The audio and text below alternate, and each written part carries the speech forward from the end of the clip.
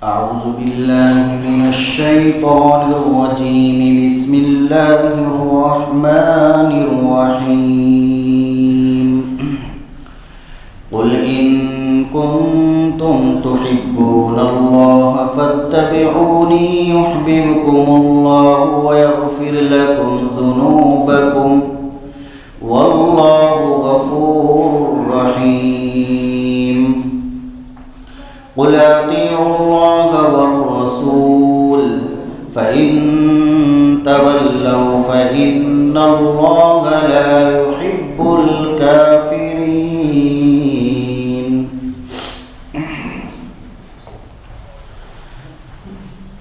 اے محمد صلی اللہ علیہ وسلم، آپ کہہ دیجئے اگر تم لوگ اللہ سے محبت رکھتے ہو، اللہ سے محبت کا دعویٰ کرتے ہو، فاتبعونی، تو میرا اتباع کرو، میری پیروی کرو، میری سنت پر عمل کرو.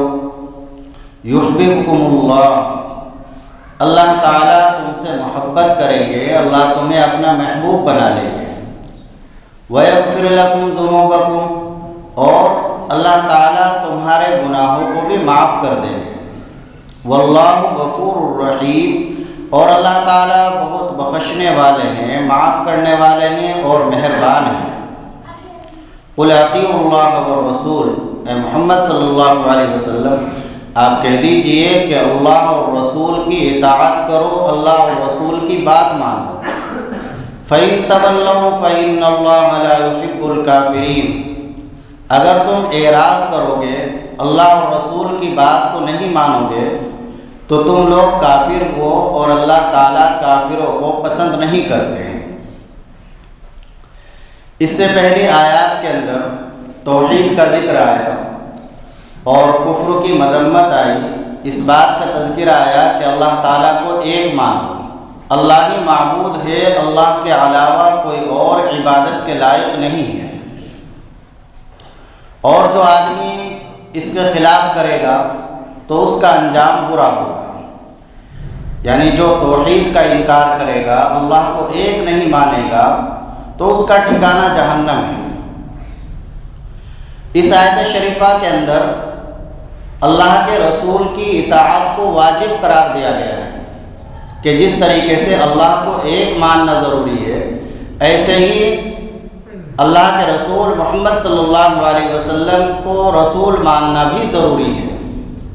جس طرح توحید کا انکار کفر ہے، کوئی آدمی انکار کرے کہ کہنے لگے میں اللہ کو ایک نہیں مانتا، نعوذ باللہ، جس طریقے سے وہ کافر ہو جائے گا، ایسے ہی رسالت کا انکار کرنے کی وجہ سے بھی آدمی کافر ہے. جو اللہ کے نبی کو رسول نہ مانے وہ بھی کافر ہے. اللہ تعالیٰ نے اس آیت شریفہ میں، بڑی ہی اہم آیت شریفہ ہے، اپنی محبت کو اور اپنی چاہت کو کیسے پرکھا جائے، اللہ سے محبت کرنے والا کون ہے. ہر مسلمان کو دعویٰ ہے کہ میں اللہ سے محبت کرتا ہوں، ہر ایمان والا دعویٰ کر دیتا ہے. تو اس دعوے کو پرکھنے کے لیے اللہ تعالیٰ نے ایک کسوٹی بتائی ہے، ایک معیار بتایا ہے، ایک پیمانہ اللہ نے بتلایا ہے کہ اس پیمانے سے جانچ لو، پرکھ لو کہ کون اپنے دعوے کے اندر سچا ہے اور کون جھوٹا ہے. وہ کسوٹی اور پیمانہ ہے نبی پاک صلی اللہ علیہ وسلم کا اتباع اور پیروی. جو جتنی اللہ کے نبی کی پیروی کر رہا ہے، اللہ کے نبی کی سنتوں کا عامل ہے، تو اتنا ہی وہ اپنے دعوی محبت میں سچا ہے اور پکا ہے. ہر مومن دعویٰ کرتا ہے اور مسلمان کو دعویٰ ہے کہ میں اللہ اور اللہ کے رسول سے محبت کرتا ہوں، اللہ اور اللہ کے رسول پر جان دینے کے لیے تیار ہوں. تو اس دعوے کے لیے کوئی دلیل بھی تو چاہیے. تو اس دعوے کی دلیل دنیا کے اندر بھی آپ غور کر لیجئے. ایک بیٹا ہے جو یہ کہتا ہے کہ میں اپنے باپ سے بہت محبت کرتا ہوں، اپنے باپ کے لیے جان دینے کے لیے تیار ہوں. اب باپ بیٹے سے کہے بڑھاپے میں کہ بیٹا میں معذور ہوں اور مجھے پیاس لگی ہے، تو مجھے ایک گلاس پانی کا پلا دے۔ اب اگر بیٹا واقعی پانی کا گلاس پلا دیتا ہے اور اس کی بات کو مان لیتا ہے، تب تو وہ اپنے دعوی محبت میں سچا ہے۔ اور اگر وہ یہ کہنے لگے کہ ابا مجھے محبت تو آپ سے بہت ہے لیکن میں آپ کی بات نہیں مان سکتا، آپ کی کوئی بات نہیں مانوں گا، آپ کو پانی کا گلاس نہیں پلا سکتا، تو کوئی بھی اسے اس کے دعوے میں سچا نہیں جانے گا، اور اس کی یہ محبت کا دعویٰ بغیر دلیل کے ہوگا۔ عورتیں جا رہی ہے، کوئی کہنے لگے میری بیوی ہے، تو اس کو بیوی ثابت کرنے کے لیے دلیل بھی دینی پڑے گی، ورنہ پھر پٹائی ہوگی۔ تو ایسے ہی اگر مسلمان کو دعویٰ ہے کہ میں اللہ سے محبت کرتا ہوں، تو اس دعوے کی دلیل بھی پیش کرنی پڑے گی، اور وہ دلیل ہے اتباع رسول، نبی پاک صلی اللہ علیہ وسلم کی سنتوں پر عمل کرنا۔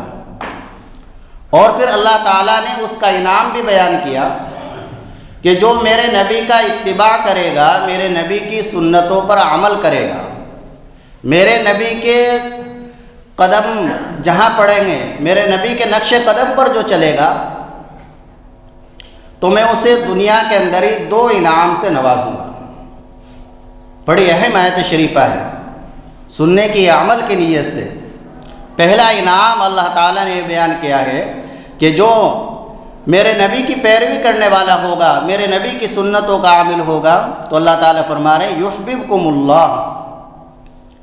اللہ نے اعلان کرایا اپنے نبی کے ذریعے کہ اللہ تعالیٰ اسے اپنا محبوب بنا لیں گے۔ یحببکم اللہ، اللہ اسے محبوبیت کا درجہ عطا فرمائیں گے۔ یہ بڑا ہی اونچا درجہ ہے، ابھی بتاؤں گا اس کی تفصیل۔ اور دوسرا انعام اللہ نے بیان فرمایا وَيَغْفِرْ لَكُمْ ذُنُوبَكُمْ، جو اللہ کے نبی کے طریقے پر چلے گا تو اللہ تعالیٰ اس نے جو گناہ کر رکھے ہیں انہیں بھی معاف فرما دیں گے۔ علماء نے فرمایا کہ عامل بالسنہ جو آدمی ہوتا ہے، سنتوں پر عمل کرنے والا، تو اللہ تعالیٰ اسے ندامت کی توفیق عطا فرماتے ہیں، توبہ کی توفیق عطا فرماتے ہیں۔ اپنے گناہوں پر وہ شرمندہ ہوتا رہتا ہے، رات میں تنہا لیٹا ہوا گئے، گناہ یاد آ گئے، اللہ سے ایک بار کہہ دیا سچے دل سے، کوئی نہیں دیکھ رہا، یا اللہ میری توبہ، تو اللہ نے سب معاف فرما دیا۔ اور اللہ تعالیٰ ایسے بندے کو جو اللہ کے نبی کی سنتوں کا عامل و عاشق ہوتا ہے، اسے گناہوں سے محفوظ بھی رکھتے ہیں۔ تو اللہ تعالیٰ نے ایسے بندوں کے لیے جو نبی پاک صلی اللہ علیہ وسلم کا اتباع کرنے والے ہیں، ایک درجہ بیان فرمایا، محبوبیت کا درجہ۔ یہ بڑا ہی اونچا درجہ ہے، اس کو حاصل کرنے کے لیے بڑی جد و جہد کی جاتی ہے۔ لیکن اگر آدمی ذرا سی فکر لے لے اور سوچ لے کہ ہاں مجھے ہر کام اپنے نبی کے طریقے کے مطابق کرنا ہے، تو پھر بڑی آسانی سے یہ درجہ حاصل ہو جاتا ہے۔ اتنی اونچی چیز ہے، بخاری مسلم کے اندر روایت ہے جس کے راوی حضرت ابو ہریرہ رضی اللہ تعالیٰ عنہ ہیں، فرماتے ہیں کہ اللہ تعالیٰ کہ نبی پاک صلی اللہ علیہ وسلم نے ارشاد فرمایا کہ اللہ رب العزت جب کسی بندے سے محبت فرماتے ہیں، اللہ تعالیٰ جب کسی بندے کو محبوبیت کا درجہ عطا فرماتے ہیں، یعنی اللہ اسے اپنا محبوب بنا لیتے ہیں، تو اللہ رب العزت جبریل علیہ السلام کو بلاتے ہیں اور فرماتے ہیں یا جبریل انی احب فلانا فاحبہ، اے جبریل میں فلاں بندے سے محبت کرتا ہوں، میں نے اسے محبوبیت کا درجہ دے دیا ہے، تم بھی اس سے محبت کرو۔ کتنی بڑی بات ہے، اللہ تعالیٰ اس بندے کا نام لے کر جبریل علیہ السلام سے فرماتے ہیں اے جبریل میں فلاں بندے کو میں نے محبوبیت کا درجہ دے دیا، میں اس سے محبت کرتا ہوں، تم بھی اس سے محبت کرنے لگو۔ چنانچہ جبریل علیہ السلام اس سے محبت کرنے لگتے ہیں۔ پھر جبریل علیہ السلام تمام آسمانوں میں اعلان فرماتے ہیں اے آسمان والو سنو، فلاں بندہ اللہ تعالیٰ کا محبوب ہے، اللہ نے اسے محبوبیت کا درجہ دے دیا ہے، اللہ اس سے محبت کرتے ہیں، تم سب آسمان والے بھی اس سے محبت کرو۔ تو سب آسمان والے اس سے محبت کرنے لگتے ہیں۔ پوری دنیا خرچ کر کے یہ نعمت حاصل نہیں ہو سکتی، کتنی بڑی چیز ہے۔ اللہ جو پوری کائنات کا پیدا کرنے والا ہے وہ محبت کر رہا ہے، محبوبیت کا درجہ۔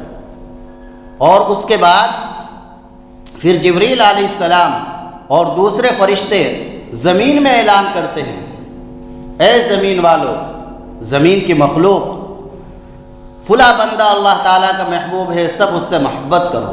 فَتُوزَعُ لَهُ الْقَبُولُ فِي الْأَرْضِ، تو پھر زمین میں بھی اس کے لیے قبولیت اور محبت ہی رکھ دی جاتی ہے۔ چنانچہ پھر وہ جہاں بھی قدم رکھتا ہے تو وہاں اسے عزت ملتی ہے، کامیابی ملتی ہے۔ مٹی کو ہاتھ لگاتا ہے تو اللہ تعالیٰ مٹی کو ہی سونا بنا دیتے ہیں۔ یہ محبوبیت کا درجہ ہے جو کس کو حاصل ہو رہا ہے؟ جو عامل بالسنہ ہے، اللہ کے نبی کی سنتوں پر عمل کرنے والا ہے۔ اپنا رہنا سہنا، کھانا پینا، چلنا پھرنا، نماز روزہ سب ایسے ہو جیسے اللہ کے نبی نے کیا ہے۔ تجارت ایسے کرو جیسے اللہ کے نبی نے کی ہے۔ تجارت میں آگے بڑھے، تجارت کرے۔ تاجرین کی بڑی فضیلت ہے، شہداء صدیقین کے ساتھ، انبیاء کے ساتھ ہوں گے سچے تاجر۔ صحابہ بڑے تاجر، عبد الرحمن ابن عوف سے بڑا کوئی تاجر نہیں ہو سکتا، لیکن انہوں نے اپنی تجارت کو بڑھایا گے اللہ اور رسول کو ساتھ لے کر، شریعت کو ساتھ لے کر۔ تو ایسی تجارت کرے تو اللہ تعالیٰ تو خیر جو بھی کام کرے اللہ کے نبی کے طریقے کے مطابق، اس کا ایک کہ اللہ رب العزت پھر پوری زمین میں اس کے لیے قبولیت اور عزت رکھ دیتے ہیں۔ ان الذین آمنوا وعملوا الصالحات سیجعل لهم الرحمن ودا، جو لوگ ایمان لائے، اعمال صالحہ کیے تو اللہ رب العزت ان کے لیے محبت رکھ دیتے ہیں، محبوبیت کا مقام اللہ انہیں عطا فرماتے ہیں۔ اس کے برخلاف نبی پاک صلی اللہ علیہ وسلم نے ارشاد فرمایا کہ اگر کوئی بندہ اللہ اور اللہ کے رسول کی نافرمانی کرتا ہے، شریعت کی خلاف ورزی کرتا ہے، تو پھر وہ اللہ تعالیٰ کا مبغوض بن جاتا ہے، اللہ پھر اس سے نفرت کرنے لگتے ہیں۔ پھر اللہ تعالیٰ جبریل علیہ السلام کو بلاتے ہیں کہ اے جبریل، فلاں بندہ بڑی سرکشی پر اترا ہوا ہے، مجھے اس سے نفرت ہے، تم بھی اس سے نفرت کرو۔ چنانچہ جبریل علیہ السلام بھی اس بندے سے نفرت کرنے لگتے ہیں۔ اور پھر جبریل علیہ السلام آسمانوں میں اعلان فرماتے ہیں کہ فلاں بندہ اللہ کا نافرمان ہے اور اللہ کو اس سے نفرت ہے، اللہ کو پسند نہیں ہے، تم بھی سب اس سے نفرت کرو۔ چنانچہ آسمان والے نفرت کرنے لگتے ہیں۔ زمین میں بھی اعلان کر دیا جاتا ہے فَتُوزَعُ لَهُ الْبَغْضَاءُ فِي الْأَرْضِ، پھر زمین میں بھی اس کے لیے نفرت، ذلت، ناکامی رکھ دی جاتی ہے۔ تو یہ نظام چلتا ہے اللہ کی طرف سے۔ اس لیے دنیا بھی خوب کماؤ، کوئی نہیں روکتا، لیکن اللہ اور رسول کو ہر موقع پر ساتھ رکھو۔ تجارت بھی، جو بھی معاملہ ہو تو یہ دیکھو ہماری شریعت اس میں کیا کہتی ہے، پھر انشاءاللہ دنیا کے اندر بھی عزت ملے گی اور آخرت میں بھی عزت ملے گی۔ اللہ کے بہت سارے بندے دنیا میں ایسے ہیں۔ تو اللہ تعالیٰ کے یہاں جو محبوبیت کا مقام ملتا ہے وہ آدمی کو ملتا ہے سنتوں پر عمل کرنے کی وجہ سے، تقوی کی وجہ سے، پرہیزگاری کی وجہ سے، خاندان یا کسی اور بڑائی کی وجہ سے جو دنیاوی اعتبار سے حاصل ہے، اس سے اللہ کے ہاں کوئی اونچا مقام، محبوبیت کا درجہ نہیں ملتا ہے۔ اللہ تعالیٰ سیرت کو دیکھتے ہیں، دل کو دیکھتے ہیں، تقوی کو دیکھتے ہیں، اللہ صورت کو نہیں دیکھتے۔ ایسے بہت سے واقعات ہیں کتابوں کے اندر۔ ایک کتاب ہے اسد الغابہ، جس میں حضرات صحابہ اکرام رضی اللہ تعالی عنہم کے حالات بیان کیے گئے ہیں۔ تو ان میں ایک صحابی کا واقعہ لکھا ہے جس سے ہمیں پتہ چلے گا کہ واقعی اللہ کے ہاں جو اونچا مقام ملتا ہے وہ صورت کی بنیاد پر نہیں، خاندان کی بنیاد پر نہیں، بلکہ سیرت اور اندر کے تقوی کی بنیاد پر ملتا ہے۔ آدمی چھوٹے سے چھوٹے خاندان کا ہے لیکن اللہ کا محبوب بن گیا تو اللہ تعالیٰ اسے کہیں سے کہیں پہنچا دیتے ہیں۔ ایک صحابی ہیں حضرت سعد اسود، نام ہے ان کا سعد، لیکن کالے تھے بہت زیادہ اور زیادہ خوبصورت بھی نہیں تھے، تو اس لیے ان کو اسود کہا جاتا تھا، سعد اسود، اسود کے معنی کالا۔ یہ اتنے کالے تھے کہ کوئی ان کے اپنے لڑکی دینے کے لیے تیار نہیں تھا۔ بہت سی جگہوں حضرت انس رضی اللہ عنہ ان کا واقعہ بیان کرتے ہیں، جو خادم رسول صلی اللہ علیہ وسلم تھے، اپنا چشمدید واقعہ۔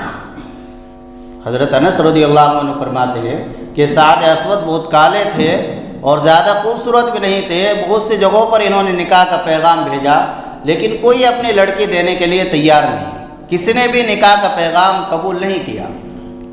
تو ایک دن بڑے بے چین ہوئے اور پریشان ہوئے، اور دل میں بات آئی کہ بھائی دنیا کے اندر تو کوئی کامیابی، عزت نہیں مل رہی ہے، محض اس وجہ سے کہ میں کالا ہوں، زیادہ خوبصورت نہیں ہوں،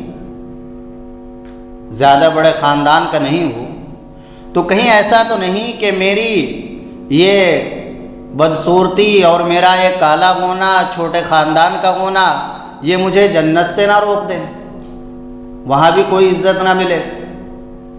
یہ بات دل میں آئی، اور بس ہر مسئلے کا حل وہاں تو ایک ہی عدالت تھی، نبی پاک صلی اللہ علیہ وسلم کے عدالت۔ چنانچہ یہ سوال لے کر، یہ مسئلہ لے کر اللہ کے نبی صلی اللہ علیہ وسلم کی خدمت میں حاضر ہوئے اور عرض کیا کہ اللہ کے رسول، یہ بتلائیے کہ میرا یہ سیاہ پن، کالا ہونا اور میرا یہ بدصورت ہونا، میرا چھوٹے خاندان کا ہونا، یہ مجھے کہیں جنت سے تو نہیں روک دے گا؟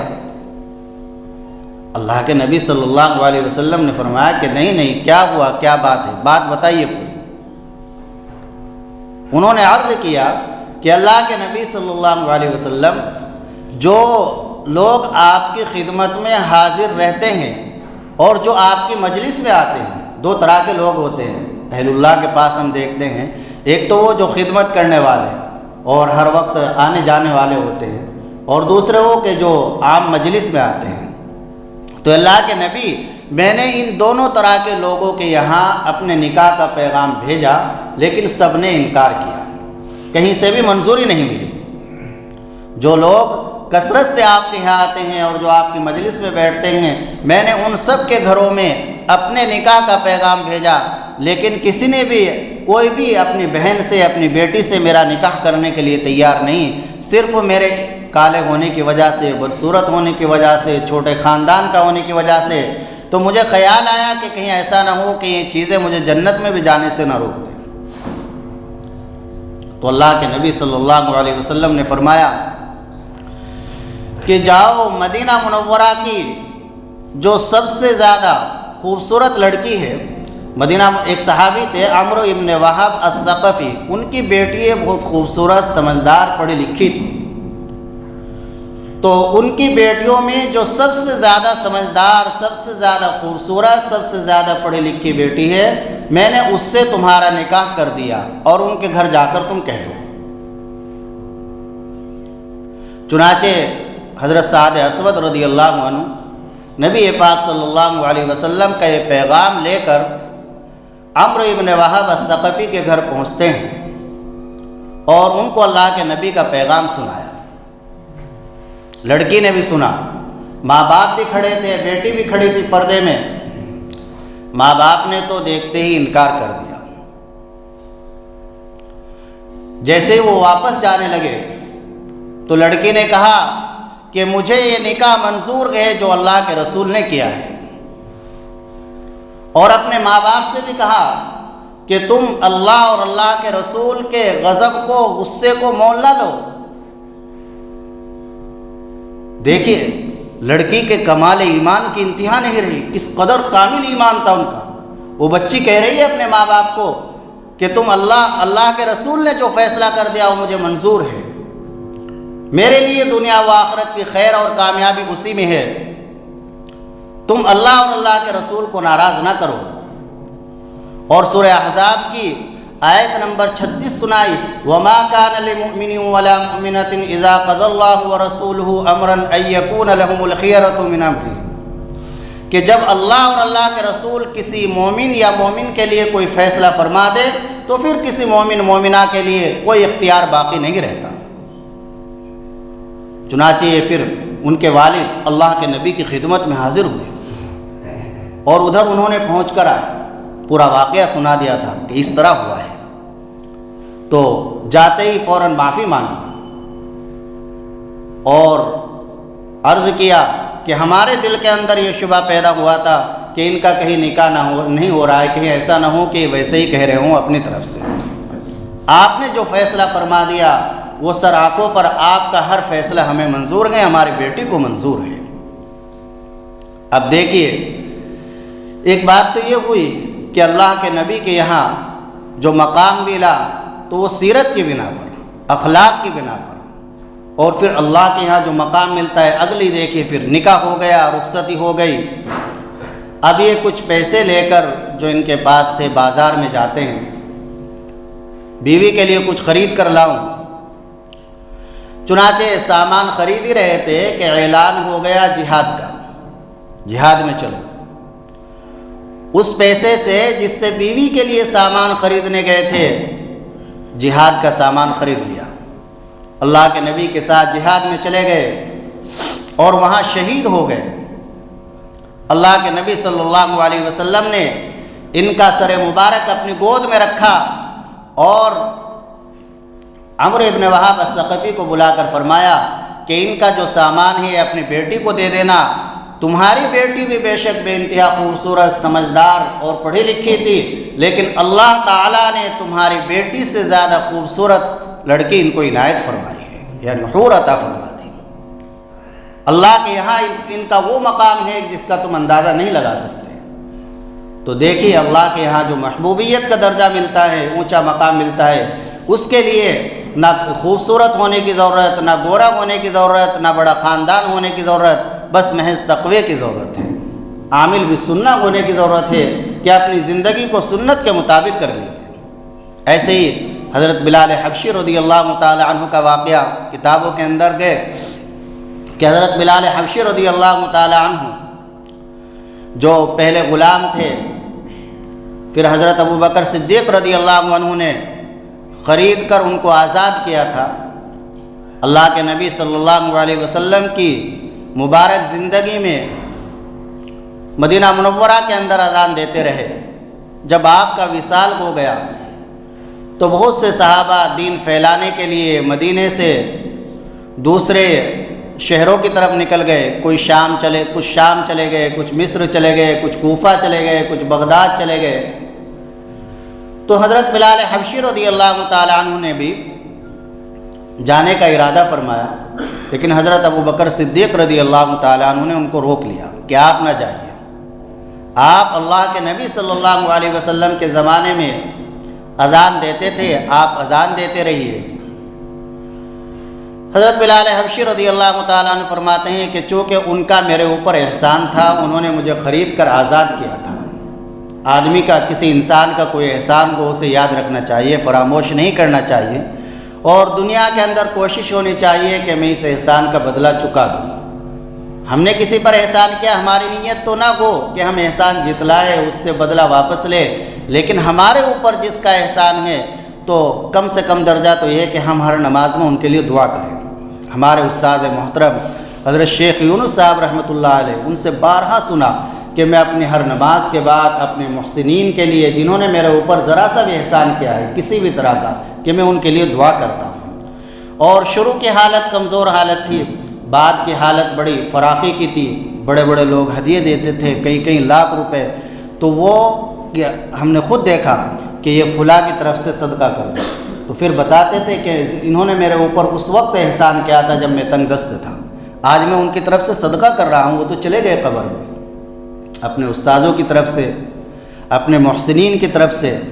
تو خیر حضرت بلال حبشی رضی اللہ تعالیٰ عنہ نے فرمایا کہ آپ کا میرے اوپر احسان ہے، آپ نے مجھے خرید کر آزاد کیا تھا، لہذا میں آپ کے کہنے کی وجہ سے رک جاتا ہوں۔ چنانچہ بلال حبشی رضی اللہ تعالیٰ عنہ رک گئے، اور تقریباً 2 سال سے کچھ زائد حضرت ابوبکر صدیق رضی اللہ تعالیٰ عنہ کے دور خلافت میں مدینہ منورہ میں اذان دیتے رہے۔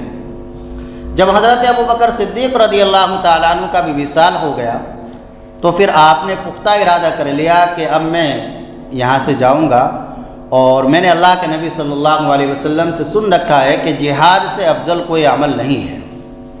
چنانچہ حضرت عمر رضی اللہ عنہ نے ان کو روکنا چاہا، لیکن ان کو اللہ کے نبی کی یہی بات سنا دی اور پھر وہاں سے چلے گئے، ملک شام چلے گئے۔ ملک شام میں جیسے ہی پہنچے، کافی دن ہو گئے، تو ایک دن اللہ کے نبی کی خواب میں زیارت ہوئی۔ اللہ کے نبی نے فرمایا کہ اے بلال، یہ کیا جفا ہے کہ آپ ہماری زیارت کے لیے نہیں آتے ہو؟ اتنا فرمایا، یہ کیا جفا ہے، کیا معاملہ ہے کہ آپ ہمارے زیارت کے لیے نہیں آتے؟ بس فوراً جیسے ہی آپ کھلی، جبھی پریشان اور جبھی چل دیے، اور اللہ کے نبی صلی اللہ علیہ وسلم کے روضہ مبارک پر حاضر ہوئے، خوب روئے، وہاں چلائے، کس قدر تعلق تھا۔ پہلے تو آپ یہی دیکھیے بلال حبشی کس قدر کالے کلوٹے غلام، لیکن اللہ کے نبی کے ہاں ان کا کیا مقام تھا۔ اس کے بعد حضرات نبی پاک صلی اللہ علیہ وسلم کے نواسے حضرت حسن اور حسین رضی اللہ عنہما سے ملے۔ حضرت حسن اور حسین رضی اللہ عنہما نے درخواست کی کہ آپ فجر کی اذان پڑھ دیں۔ فجر کی اذان پڑھنی شروع کی تو جیسے ہی اذان شروع کی، اللہ اکبر کہا، تو مدینے کے مردوں میں، عورتوں میں، بچوں میں ایک عجیب قسم کی کیفیت طاری ہوئی۔ جب اشہد واللہ الہ الا اللہ پر پہنچے تو لکھا ہے کتابوں کے اندر کہ مدینے کی عورتیں اپنے ہوش و حواس کھو بیٹھی اور وہ اپنی چادروں سے باہر نکل گئی۔ جب اشہد ان محمد رسول اللہ کہا تو اس وقت اس قدر مدینے والے روئے، راوی فرماتے ہیں اس سے پہلے کبھی اتنا روتے ہوئے اہل مدینہ کو نہیں دیکھا۔ یہ حضرت بلال حبشی رضی اللہ تعالیٰ عنہ کی زبان میں اللہ نے جو تاثیر دی تھی، ان کا جو مقام تھا، یہ ان کے تقوی کی وجہ سے، سیرت کی وجہ سے۔ وہ کوئی بڑے خاندان کے نہیں تھے، خوبصورت نہیں تھے، گورے نہیں تھے، لیکن تقوی تھا، اللہ کے نبی سے عشق تھا، اللہ کے نبی کی سنتوں پر عمل تھا۔ یہ سب مقام بے شک نبوت کا دروازہ بند ہے، لیکن ولایت کا درجہ، اللہ کے قریب بننے کا درجہ، اب بھی دروازے کھلے ہوئے ہیں، کوئی بننے والا ہو۔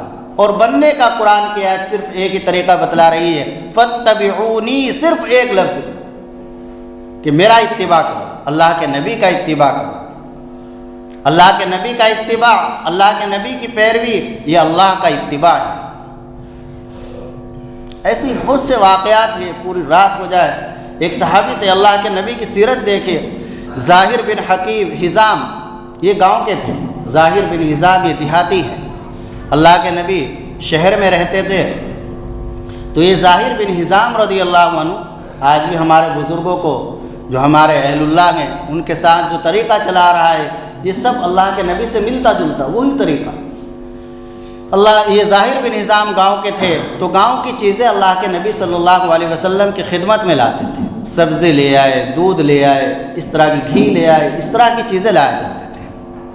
اللہ کے نبی صلی اللہ علیہ وسلم کا یہ طریقہ نہیں تھا لے کے رکھ لیا، عمل یہ تھا آپ ان کو شہری چیزیں دیا کرتے تھے، وہ دیہاتی چیزیں لاتے تھے، آپ ان سے اچھی ان کو شہری چیزیں عنایت فرمایا کرتے تھے۔ اور پھر کیسے اپنے صحابہ کے ساتھ رہتے تھے۔ ایک بار یہ بازار میں کچھ بیچ رہے تھے، جیسے کسی دن پیٹ لگتی ہے، اس میں کچھ بیچنے کے لیے آ جاتے ہیں، تو یہ ظاہر بن حزام رضی اللہ تعالی عنہ کچھ بیچ رہے تھے۔ اللہ کے نبی صلی اللہ علیہ وسلم نے ان کی آنکھوں پر اپنے ہاتھ رکھ لیے، ایسے ہاتھ رکھ لیے، گویا جہاں بے تکلفی ہے آدمی ایسا کر بھی سکتا ہے، ہمارے نبی نے ایسا کیا ہے۔ سامنے والے محبت ہے، پیار ہے، بے تکلفی ہے تو ایسا کر سکتے ہیں۔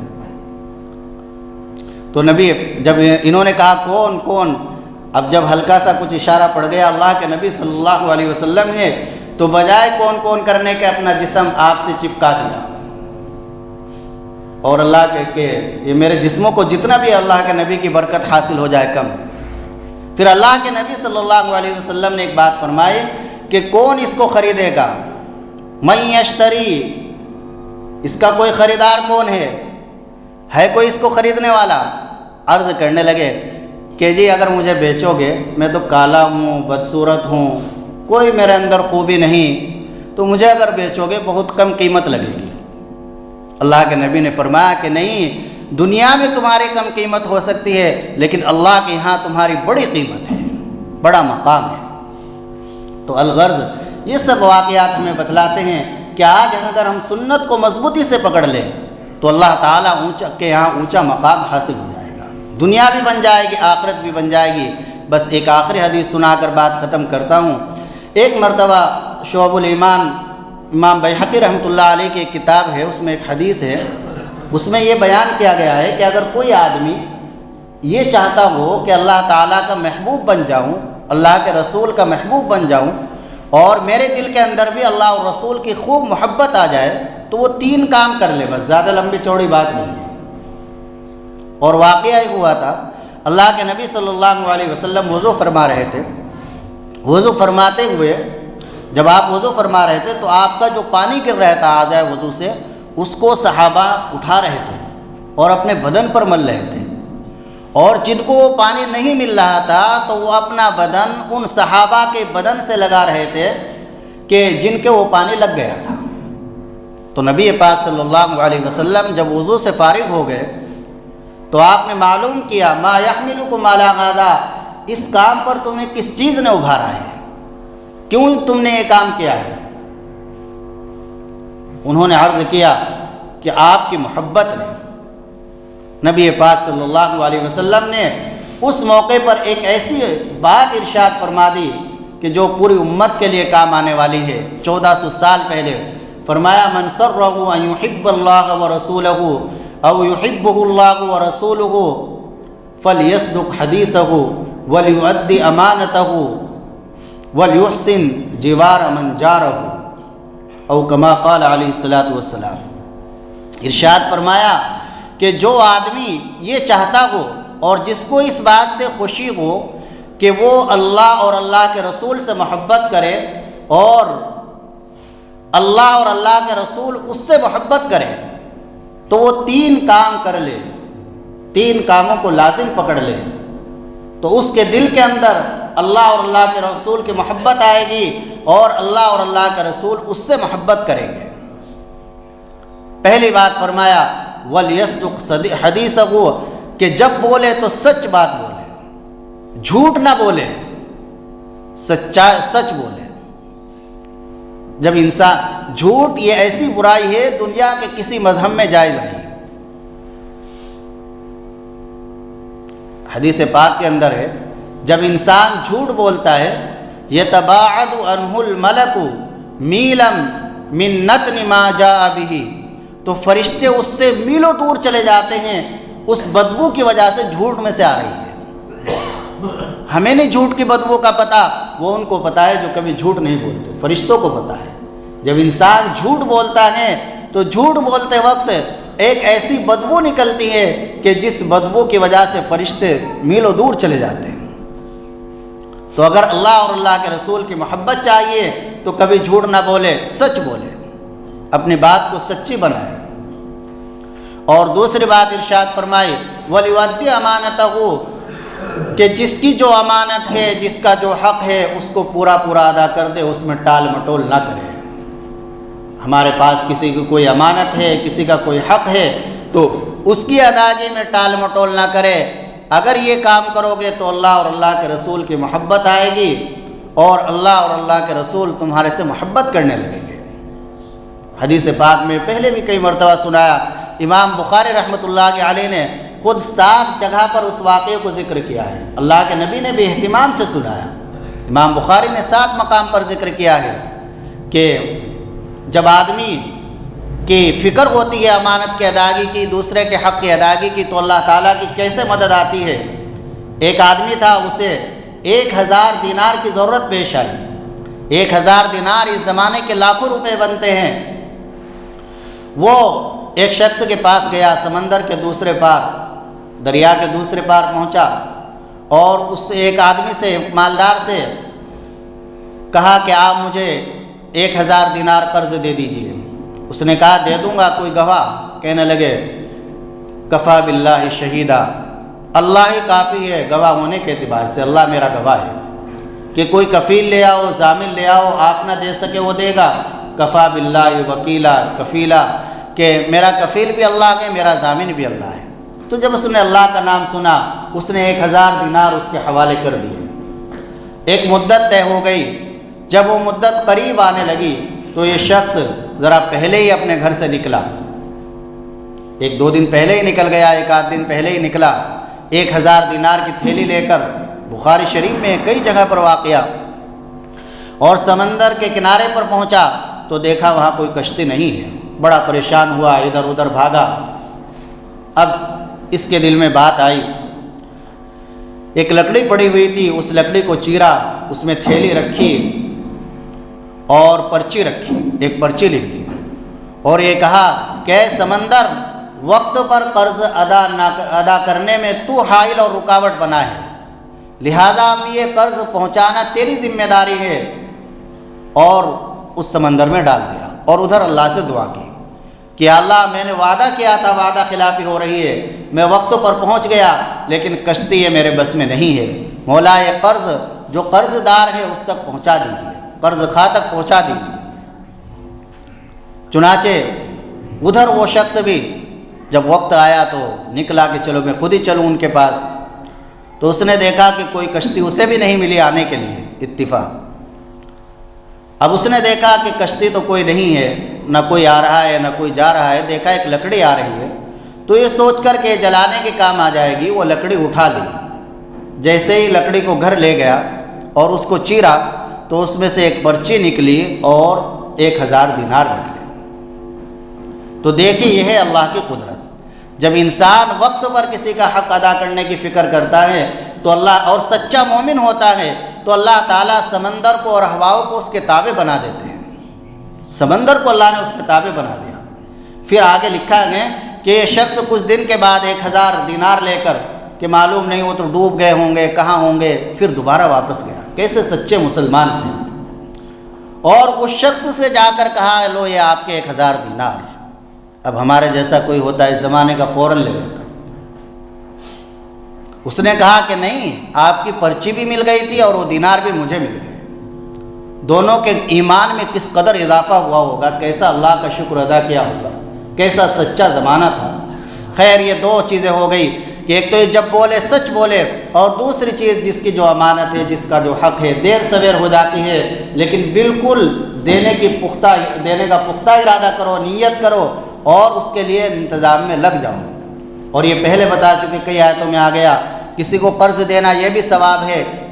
آدمی جس کو قرض دے دیتا ہے تو جتنی مدت کے لیے دیا ہے، ہر دن اس کے برابر صدقے کا ثواب ملتا رہتا ہے، اور پھر اگر مہلت دے دی مدت کے بعد تو ڈبل صدقے کا ثواب ملتا ہے۔ اور جس کے ذمہ قرض ہے اس کے ساتھ اللہ کی مدد جب ہی آئے گی جب اس کی پوری کوشش، پوری نیت ہو ادائیگی کی۔ اگر ادائیگی کی نیت نہیں ہے، ٹال مٹول گئے، تو پھر اللہ کی مدد نہیں آئے گی۔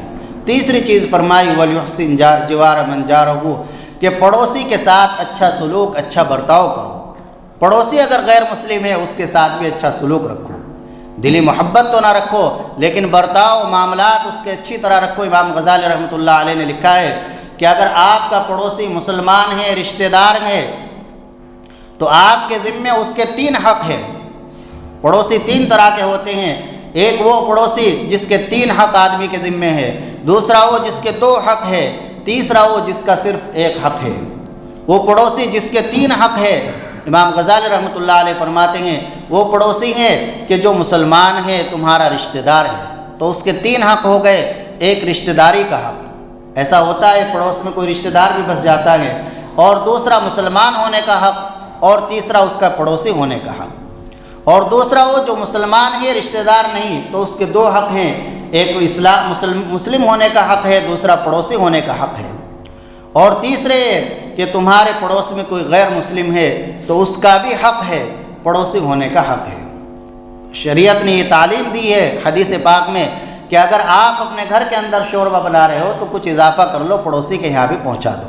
اپنے بچوں کو پھل لا کر دے رہے ہو تو یا تو پڑوسی کے یہاں بھی پہنچاؤ، ورنہ بچوں کو کہو کہ باہر نکل کر نہ کھائے، ورنہ پڑوسیوں کے بچوں کی دل شکنی ہوگی۔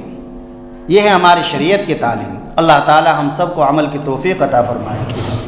الحمدللہ رب العالمین، اللهم اجعل صلواتك ورحمتك وبركاتك على سيد المرسلين امام المتقين وخاتم النبيين محمد عبدك ورسولك امام الخير وقائد الخير ورسول الرحمة، اللهم ابعثه مقاما محمودا يغبط به الاولون والاخرون، اللهم صل على محمد وعلى ال محمد كما صليت على ابراهيم وعلى ال ابراهيم انك حميد مجيد، اللهم بارك على محمد وعلى ال محمد كما باركت على ابراهيم وعلى ال ابراهيم انك حميد مجيد، ربنا ظلمنا انفسنا وان لم تغفر لنا وترحمنا لنكونن من الخاسرين، ربنا آتنا في الدنيا حسنة وفي الآخرة حسنة وقنا عذاب النار، اللهم زدنا ولا تنقصنا وأكرمنا ولا تهنا وأعطنا ولا تحرمنا وآثرنا ولا تؤثر علينا وأرزنا وارض عنا۔ یا اللہ ہم گناہ گار ہیں، خطا وار ہیں، اپنے تمام گناہوں سے توبہ کرتے ہیں، مولا کریم اس وقت تک کے تمام گناہوں کو معاف فرما دیجیے۔ یا اللہ آپ کے نبی نے فرمایا کہ بندہ ایک مرتبہ سچے دل سے توبہ کہہ دے، اللہ تعالیٰ آپ سب گناہ معاف فرما دیتے ہیں۔ یا اللہ ہم بھی توبہ کرتے ہیں، یا اللہ اس وقت تک کے تمام گناہوں سے توبہ کرتے ہیں، یا اللہ اپنی رحمت سے ہماری توبہ کو قبول فرما لیجئے، ہمارے تمام گناہوں پر معافی کا قلم پھیر دیجئے۔ یا اللہ ہمارے یہ جو گناہ تیری رحمتوں کو روکے ہوئے ہیں، یا اللہ ان گناہوں کو ہمارے معاف فرما دیجئے اور اپنی رحمتوں کا نزول فرما دیجئے۔ یا اللہ ہمارے دلوں کے اندر ایمان کی نورانیت پیدا فرما، رگ رگ کے اندر ایمان کی نورانیت پیدا فرما۔ یا اللہ اپنی کامل محبت نصیب فرما، اپنے رسول صلی اللہ علیہ وسلم کی کامل محبت نصیب فرما۔ یا اللہ اپنے رسول کی سنتوں پر عمل کرنے کی توفیق عطا فرما۔ یا اللہ ہر طرح کی سنتوں پر عمل کرنے کی توفیق عطا فرما۔ یا اللہ اپنی کامل اطاعت نصیب فرما، اپنے رسول صلی اللہ علیہ وسلم کا کامل اتباع عطا فرما۔ یا اللہ ہمیں تقوی عطا فرما، پرہیزگاری عطا فرما، ہر طرح کی خیر و برکت سے مالا مال فرما، ہر طرح کے شرور و فتن سے حفاظت فرما۔ یا اللہ جہاں جہاں پر بھی مسلمان پریشان حال ہے، یا اللہ ان کی پریشانی کو دور فرما۔ یا اللہ پورے عالم میں امن و امان قائم فرما۔ یا اللہ عالم کے اندر جو ایک وبا پھیلی ہوئی ہے کرونا نام سے، یا اللہ اس وبا سے پوری انسانیت کو نجات نصیب فرما۔ یا اللہ پوری انسانیت کو نجات نصیب فرما۔ یا اللہ فسادات سے، ہر طرح کے شرور و فتن سے، آنے والی بلاؤں سے حفاظت فرما۔ ہم میں جو بیمار ہیں اللہ انہیں شفاء کامل عاجل دائم مستمر عنایت فرما، تمام بیماروں کو صحت کامل عطا فرما۔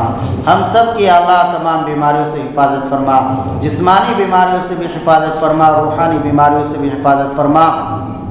یا اللہ جن حضرات نے دعاؤں کے لیے کہا ہے، ہم سے امید رکھتے ہیں ہم پر ان کا حق احسان ہے، اللہ سبھی کے جائز مقاصد کو پورا فرما، جائز ضروریات کو پورا فرما، حاضرین کے جائز مقاصد میں کامیابی عنایت فرما۔ مولا کریم ہم سے مانگنا نہیں آتا لیکن آپ کو دینا آتا ہے۔